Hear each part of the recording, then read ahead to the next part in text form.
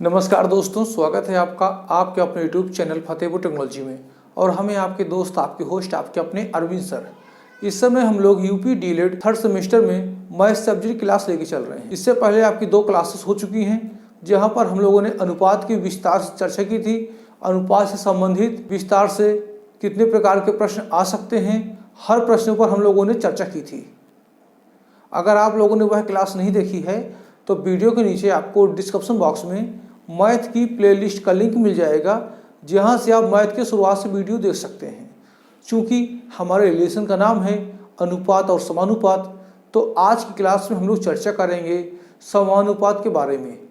ये समानुपात क्या है? जैसे उसके नाम से ही मालूम होता है, ऊपर लिखा हुआ है समानुपात, यानी समान अनुपात है। ऐसी राशियाँ जहाँ पर उनके अनुपात आपस में समान हो, वे समानुपात राशियाँ कहलाएंगी। चलिए इसकी परिभाषा पर हम लोग एक नज़र डालते हैं। लेकिन क्लास शुरू करने से पहले आपसे रिक्वेस्ट है, अगर आप फतेहपुर टेक्नोलॉजी चैनल पहली बार आए हैं और आप डीएलएड की ट्रेनिंग करते हैं तो इस चैनल को जरूर सब्सक्राइब करें। आपको यहाँ पर ढेर सारा सीखने को मिलेगा बेसिक से। यदि 4 राशियाँ इस प्रकार हों कि प्रथम राशि का द्वितीय राशि से वही अनुपात हो जो तृतीय राशि का चतुर्थ राशि से है, तो चारों राशियाँ समानुपाती होंगी। यानी A, B, C और D इस प्रकार है कि A अनुपाते B बराबर C अनुपाते D। तो A, B, C और D समानुपात हैं। इनको आप ऐसे भी लिख सकते हैं, A अनुपाते B बराबर C अनुपाते D। इसको आप अनुपात को आप भिन्न में लिख सकते हैं। हमने पिछली क्लास में चर्चा की थी। A अनुपाते B को आप A बटे B के फॉर्म में लिख सकते हैं, बराबर का चिन्ह लगाएंगे। C अनुपात D को आप C बटे D के फॉर्म में लिख सकते हैं। और ये आपका A अनुपात B, और फिर समानुपात का चिन्ह लगा के C अनुपात D भी लिख सकते हैं। सबसे पहले आप जानिए समानुपात का चिन्ह क्या होता है। ये जो आपका चिन्ह होता है ये आपका अनुपात का चिन्ह होता है। वहीं इसको फिर से लगा देंगे आपका, तो ये समानुपात का चिन्ह बन जाएगा। आपको एक छोटा सा एग्जाम्पल देते हैं, उसके पहले आप इसका स्क्रीनशॉट ले लीजिए। आपके सामने क्वेश्चन दिया है, क्या 2, 3, 6, 9 ये चारों राशियां आपस में समानुपात हैं। तो आपको इसको सॉल्व करना है कि ये समानुपात राशियां हैं कि नहीं। तो आइए हम बताते हैं इसे कैसे हम लोग सॉल्व करेंगे। 2, 3 को हम लोग, आइए इसको हम भिन्न के रूप में लिखते हैं। 2/3 पहला पद अंश में आ जाएगा और दूसरा पद आपका हर में आ जाएगा। यहाँ पर आप बराबर का चिन्ह लगा दीजिए। इस 2/3 को हम लोग अगर अनुपात में लिखेंगे तो ये आ जाएगा आपका 2/3। इसी प्रकार तीसरी राशि आपकी अंश में आ जाएगी, 6 बटे का चिन्ह लगाएंगे, और चौथी राशि आपकी हर में आ जाएगी। ये आपका 6/9 की भिन्न बन गई। अगर इसको हम काटेंगे 2 से, अगर इसको हम काटेंगे 3 से, तो यहाँ पर आएगा आपका 3 दूनी 6 और बटे में आ जाएगा 3 त्रिका 9। ये 2/3 आ गया। और चूंकि आपको मालूम है 2/3 को आप लोग 2/3 के शेप में भी लिख सकते हैं। अब आप देखेंगे पहली संख्या का अनुपात और दूसरी संख्या का अनुपात समान है, तो ये आपका समानुपात राशियां होंगी। तो इसको बकायदा आपको लिखना है, चूंकि पहली संख्या व दूसरी संख्या, इसको आप बकायदा लिखेंगे चूंकि पहली संख्या व दूसरी संख्या का अनुपात समान है। देखिए ये 2/3 है और ये भी आपका 2/3 है, अतः समानुपात राशियां होंगी। इस प्रकार आसानी से आप लोग ऐसे सवालों को हल कर सकते हैं। आप लोग इसका स्क्रीनशॉट ले लीजिए। अगला क्वेश्चन आपके सामने है, यदि 4, 16, 3, x ये चारों राशियां आपस में समानुपात हैं तो x का मान बताइए। यानी यहाँ पर आपके 3 राशियां दी हुई हैं और चौथी राशि की जगह x दिया है, तो हमें x का मान ज्ञात करना है। जब भी आपके सामने ऐसा क्वेश्चन आ जाए तो आप सीधे सीधे इनको नीचे उतार देंगे भिन्न के फॉर्म के रूप में। इसको आप 4/16 के रूप में लिखेंगे, बराबर इसको आप 3/x कर देंगे। जैसा हमने बताया था, पहली राशि अंश में जाएगी, दूसरी हर में, बराबर का चिन्ह, तीसरी राशि अंश में गई और चौथी हर में। इसको आपने उतार दिया है। अब हमें इनका वज्र गुणनखंड विधि के द्वारा हल करना है। वज्र गुणनखंड विधि या फिर क्रॉस मल्टीप्लिकेशन या तिर्यक गुणा। एक राशि के अंश का गुणा दूसरे राशि के हर में करेंगे और दूसरे राशि के अंश का गुणा पहली राशि के हर में। तो ये आपका हो जाएगा 4x बराबर ये आ जाएगा 16 गुणे 3।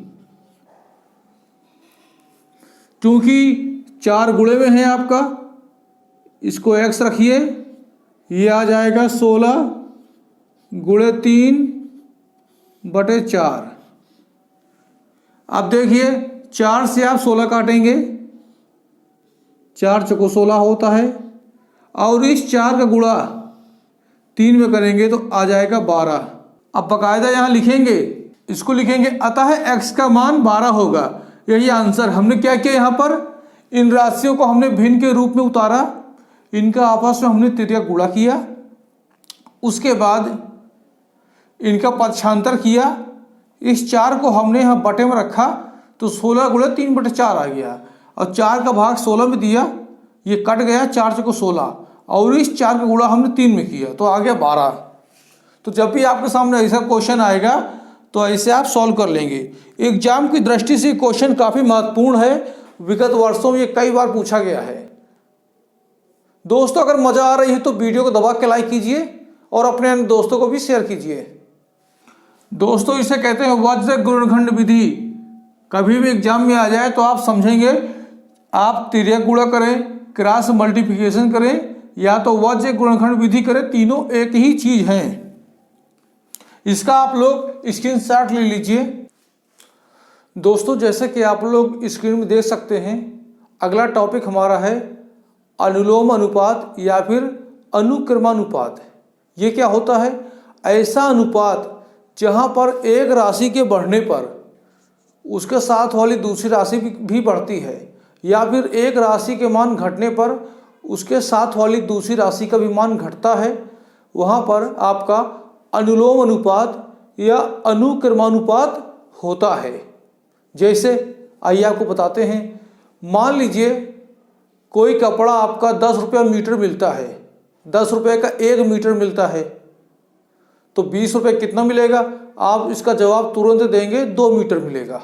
वहीं आपसे पूछ लें अगर 10 रुपये का 1 मीटर मिलता है तो आधा मीटर कितने को मिलेगा? 5 रुपये का। तो यहाँ पर देखिए, अगर मूल्य घट रहा है तो मात्रा भी घट रही है, अगर मूल्य बढ़ रहा है तो मात्रा भी बढ़ रही है। मान लीजिए हमें यहाँ पर दिया है तो 20 रुपये में कितना मिलेगा? 2 मीटर। अब देखिएगा जो अनुपात मूल्य का है वही अनुपात आपका कपड़े का है। अब इस 10/20 को अगर आप हल करेंगे, 0 0 कट जाएगा तो 1/2 आ जाएगा, और ये भी आपका 1/2 आ जाएगा। तो इनका अनुपात आपस में बराबर है। क्यों? क्योंकि यहाँ पर अगर मूल्य की मात्रा बढ़ रही है तो कपड़े की मात्रा भी बढ़ रही है। इसी प्रकार अगर हम मूल्य की मात्रा घटा दें, 5 रुपये का कितना कपड़ा मिलेगा? तो आप देखेंगे 5 रुपये का ये आपका आ जाएगा 0.50 मीटर, यानी आधा मीटर। 20 रुपये में आपका 2 मीटर है, 10 रुपये में आपका 1 मीटर है, 5 रुपये में आपका आधा मीटर या फिर 0.50, इसको ऐसे भी लिख सकते हैं, आधा मीटर। तो यहाँ पर मूल्य के साथ साथ मात्रा बढ़ रही है और मूल्य के साथ साथ मात्रा घट रही है। अगर एक राशि की मात्रा बढ़ती है तो दूसरे राशि की मात्रा बढ़ती है, और एक राशि की मात्रा अगर घटती है तो दूसरे राशि की मात्रा भी घटती है। तो ऐसे सवालों को बोलेंगे हम लोग अनुलोम या अनुक्रमानुपात। आपके सामने सवाल आएगा, आपको तुरंत उसे हल नहीं करना है, आपको पहले समझना है कि यहाँ पर राशियाँ अनुपात में घट रही हैं कि बढ़ रही हैं। अगर एक राशि की मात्रा घट रही है तो दूसरे राशि की मात्रा भी घटनी चाहिए, तब आपका अनुलोमानुपात होगा। आगे हम लोग चर्चा करते हैं प्रतिलोमानुपात। दोस्तों ये प्रतिलोमानुपात क्या होता है? जहाँ पर एक राशि की मात्रा घटने पर साथ वाली दूसरी राशि की मात्रा बढ़ जाए, और एक राशि की मात्रा बढ़ने पर उसके साथ वाली दूसरी राशि की मात्रा घट जाए, तो वहाँ पर आपका प्रतिलोमानुपात होगा। जैसे आपके सामने एक छोटा सा एग्जाम्पल है। अगर किसी काम को 2 मजदूर 1 दिन में करते हैं, अगर किसी काम को 2 मजदूर 1 दिन में करते हैं वहीं पर एक मजदूर घटा देंगे तो एक बचेगा, और एक मजदूर कितने दिन में करेगा? अगर किसी काम को 2 मजदूर एक दिन में करेंगे तो एक मजदूर उसी काम को 2 दिन में करेगा। अब देखिएगा यहाँ पर अगर मजदूर की संख्या बढ़ाते हैं तो दिन कम लगेंगे, और अगर मजदूर की संख्या घटाते हैं तो दिन ज्यादा लगेंगे। तो देखिए यहाँ पर एक राशि बढ़ रही है तो दूसरी घट रही है, और एक राशि घट रही है तो दूसरी बढ़ रही है। तो समय वाले में आपका आ जाता है प्रतिलोमानुपात, यानी ऐसा अनुपात जहाँ पर एक राशि की मात्रा घटे और दूसरे की बढ़ जाए, और एक राशि की मात्रा बढ़े दूसरे की घट जाए, वहां पर आपका प्रतिलोमा सवाल की। आइए हम लोग सवाल के माध्यम से समझने की कोशिश करते हैं। दोस्तों यहाँ पर आपके सामने एक सवाल है, 5 पुस्तकों का मूल्य यदि 60 रुपए है तो 12 पुस्तकों का मूल्य क्या होगा? अब आपको यहाँ पर पहचानना है कि ये अनुलोमानुपात का सवाल है, प्रतिलोमानुपात का सवाल है, ये आपको पहचानना है। यहाँ पर हल करने के तो आप तुरंत बता देंगे सर अगर 5 पुस्तकों का मूल्य 60 रुपए है तो 12 पुस्तकों का मूल्य क्या होगा? आप सही बटे में करेंगे, तुरंत हल कर देंगे। लेकिन ये सवाल आपके अनुपात के हैं तो इसको अनुपात के माध्यम से ही हल करना है। सबसे पहले हमको पहचानना है ये अनुलोमानुपात होगा कि प्रतिलोमानुपात होगा, क्योंकि यहाँ पर आपको मालूम है कि अगर पुस्तकों की संख्या घटेगी तो मूल घटेगा, पुस्तकों की संख्या बढ़ेगी तो मूल बढ़ेगा। अतः ये आपका अनुलोमानुपात का सवाल है। हम एक तरफ यहाँ लिखेंगे पुस्तक और दूसरी तरफ लिखेंगे मूल्य। पहले क्या है, 5 पुस्तकें हैं, मूल्य 60 रुपए है। फिर कितनी पुस्तकों की चर्चा हो रही? 12 की, 12 लिख देंगे। अब यहाँ पर हमें मूल्य नहीं पता तो इसको हम x मान लें। चूंकि अनुलोमानुपात में क्या होगा, ये तीर का निशान लगाएंगे, डाउन एरो, ये दोनों तरफ आपका लगेगा क्योंकि राशियां एक ही अनुपात में है। ठीक, अगर एक तरफ घट रही है तो दूसरी तरफ घटेगी, एक तरफ बढ़ रही है तो दूसरी तरफ बढ़ेगी। इसको सीधे उतार दीजिए सही बटे के रूप में, 5/12। ये भिन्न के रूप में आपने इसको उतार दिया, उसको उतारेंगे 60/x, और यहाँ पर आपका बराबर का चिन्ह आ जाएगा।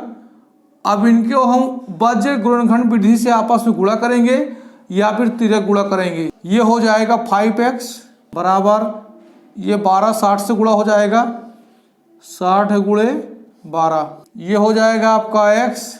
5 यहाँ आ जाएगा बराबर 60 × 12/5। 5 का भाग 60 में देंगे, यहाँ 12 आएगा, और 12 का गुणा 12 में करेंगे तो आएगा 144। 12 का गुणा 12 में करेंगे तो आएगा 144। ठीक, तो अतः यहाँ पर x का मान क्या आ गया? 144, और इसको आप पूरा लिखेंगे। अतः 12 पुस्तकों का मूल्य आपका 144 रुपये होगा। ये लाइन आपको लिखना है। ये आपका अनुलोमानुपात का सवाल था। दोस्तों क्लास में आपको मजा आ रही हो तो वीडियो लाइक कर दीजिए, और अभी तक आपने फतेहपुर टेक्नोलॉजी चैनल को सब्सक्राइब नहीं किया है तो फतेहपुर टेक्नोलॉजी चैनल को सब्सक्राइब कर लीजिए। अब दोस्तों आपके सामने एक सवाल है, 8 आदमी किसी काम को 24 दिन में करते हैं तो 16 आदमी उसी काम को कितने दिन में करेंगे? आप तुरंत उसको बता देंगे कि 8 आदमी अगर 24 दिन में करते हैं, 16 आदमी उसको 12 दिन में करेंगे। लेकिन चूंकि हम लोग इस समय अनुपात का चैप्टर पढ़ रहे हैं, ये सवाल आपके अनुपात से जुड़े हैं तो इनको हम अनुपात की विधि से हल करेंगे। सबसे पहले हम पहचानेंगे यहाँ पर कि अनुलोमानुपात होगा कि प्रतिलोमानुपात होगा। जाहिर सी बात है, अगर आदमी बढ़ा देंगे तो दिन कम लगेंगे, आदमी घटा देंगे तो दिन ज्यादा लगेंगे। यहाँ 8 आदमी 24 दिन में कर रहे थे तो 16 आदमी काम करेंगे तो 12 दिन में आ जाएगा। तो यहाँ पर आदमी की संख्या बढ़ रही है, दिन की संख्या घट रही है, तो इसको हम ऐसे लिखेंगे पहले। अतः यहाँ पर आपका प्रतिलोमानुपात होगा। एक तरफ आप लिखेंगे आदमी, एक तरफ दिन। यहाँ पर आदमी थे 8, यहाँ थे आदमी 8 और दिन थे 24। उसके बाद आदमी की संख्या हमने बढ़ा दी, दिन हम x मान लेते हैं। ठीक, चूंकि प्रतिलोमानुपात में यहाँ पर आदमी बढ़ रहा है तो तीर का निशान नीचे लगाएंगे, यहाँ पे दिन घटेंगे इसलिए तीर का निशान आप ऊपर को लगाएंगे। अब इन्हें हमें भिन्न के रूप में लिखना है। इसको लिखेंगे हम 8/16। अब देखिए तीर ऊपर जा रहे तो इसको पलट देंगे, ये आपका जो 24 और x है ये हो जाएगा x/24।